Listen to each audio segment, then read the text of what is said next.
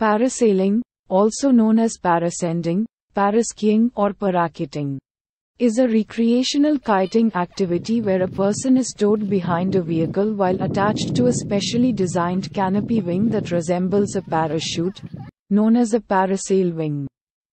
The manned kite's moving anchor may be a car, truck, or boat.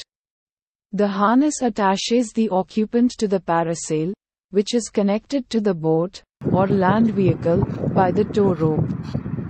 The vehicle then drives off, carrying the parasender, or wing, and person into the air.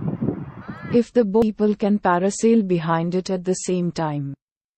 The parasender has little or no control over the parachute. The activity is primarily a fun ride, not to be confused with the sport of paragliding. There are commercial parasailing operations all over the world.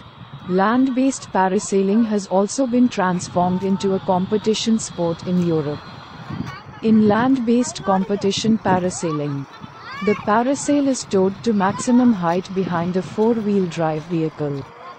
The driver then releases the towline. The parasailer flies down to a target area in an accuracy competition. The sport was developed in the late 1970s, and has been very popular ever since.